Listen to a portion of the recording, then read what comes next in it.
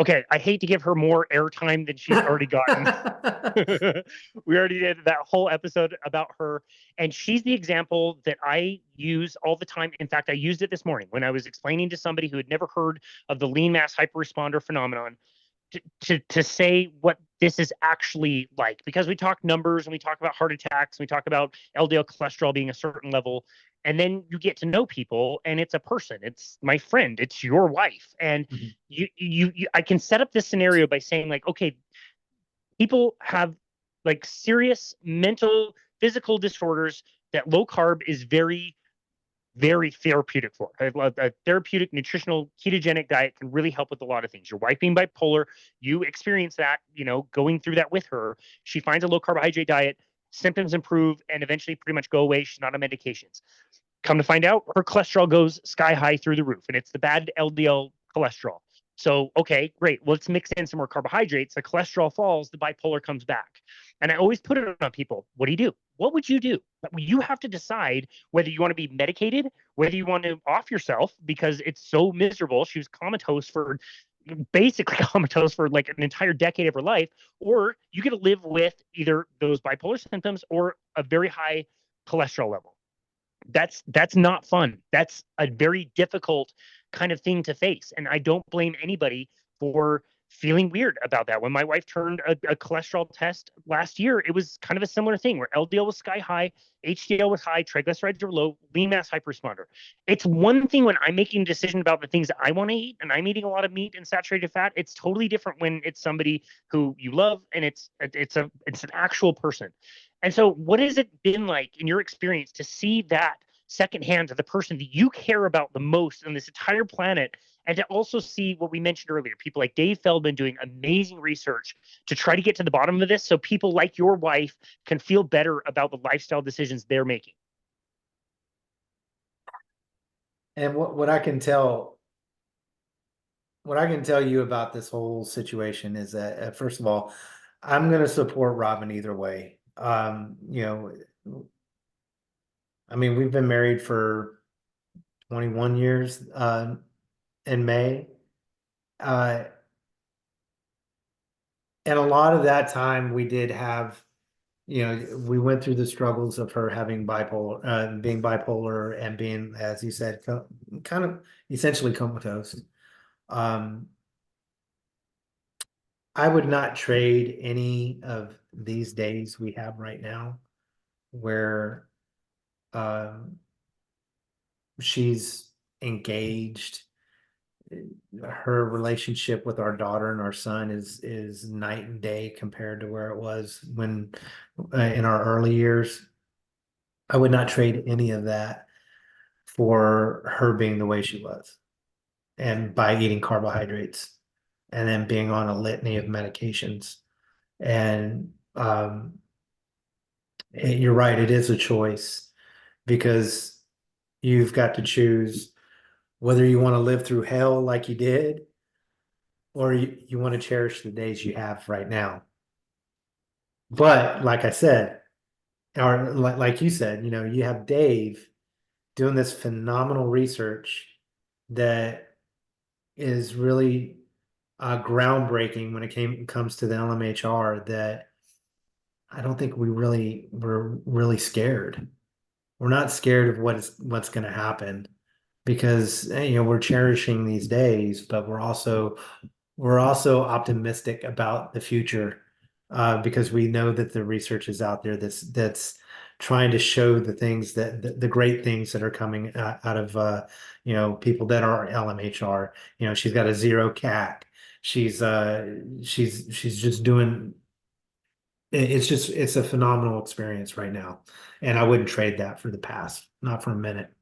And I encourage anybody that is a spouse that is going through an emotional roller coaster, trying to support your spouse um, that is bipolar. I encourage you to start looking up Metabolic Mind online. Start looking at the research. Start looking at the videos and the Baszucki group. Start looking at all that stuff because the research they're doing is helping so many people. listen to those stories, and try to change it now before it's too late, before you lose those days. Wonderful, beautiful answer. I absolutely love that. I'm in the middle of preparing to interview Dave on the show. It's the second time he'll be coming on the show, and just so much looking forward to it. And as part of the preparation, I'm trying to get his story from all the different angles and the debates that he's had, the pro, LMHR, anti, whatever, like wherever you fall on cholesterol and LDL. And as part of the process, I've listened to one of my absolute least favorite podcast episodes I've ever heard. Top three of the worst ones I've ever heard. I probably listened to it like 3 or 4 times. A show that I generally like, especially in the past. I'm not as much into it anymore. But Dave Feldman appearing on Peter Attia's The Dry Podcast was awful. I thought it was awful. I thought it was very condescending. I don't know if he meant to come across that way, but I wish he would acknowledge like this kind of a story. That somebody that did not want to go on a statin, who is dealing with something and now has really high cholesterol. I just wish this would come around more and people could understand those types of conundrums and be a little bit more empathetic to people that have to make these decisions in real time. Well, it's almost like I akin it to somebody that's on a machine for life support. What life do you really have at that point? You know, I for Robyn, when probably in the darkest days of her being medicated, it was wake up, get the kids to school, come back and go to sleep, and then make sure you have an alarm set to get them off the bus. What kind of life is that? I mean, you're not living life, you're letting life pass you by. And especially if you've got small children right now, now's the time to do it. Now's the time to cherish those moments with your children and your family. And if you are struggling with that, like I said, you need to start looking at Brett Scher and the Metabolic Mind, the Baszucki group, all those people that are doing and Dave Feldman that are doing all the work to help these individuals with mental health issues and addressing diet rather than throwing lithium or Prozac or whatever at the problem. I mean that nobody is deficient in lithium. Nobody is deficient in Prozac. We are deficient in nutrients. Excuse me. And that's the thing that angers me the most about these doctors that talk down about this research is that do you really deal with these individuals that are having problems? Do you live with any of these individuals having problems? Or are you just band-aiding the problem, the issue? And that's all I see. And that's what angers me the most. I swear. I I'm not a violent man. I say that as I do martial arts, but I'm not a violent man.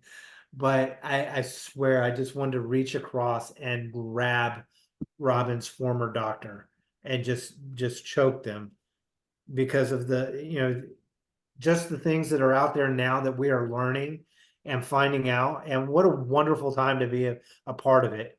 This all this new research and stuff. It's fantastic. And to see the people that are arguing the points and not really looking at the research and just sticking to their guns of this old thought process that hasn't cured anybody, hasn't really helped anybody, but we're just going to hang on to it because it's the easy way. The things that we're doing are not easy. It's not easy to change your diet. It's not easy to lose the weight. It's not easy to tell your doctor, no, I'm not taking that pill because that person in the room is supposed to be the smartest person in the room. They've gone through all of this education. What do I know? Here, let me have the pill. It is hard to sit across that doctor and tell them, no, I'm not doing that. And she is a strong, strong woman, and I will back her up 100% anytime that she's faced with that again. Because we're not going down that road.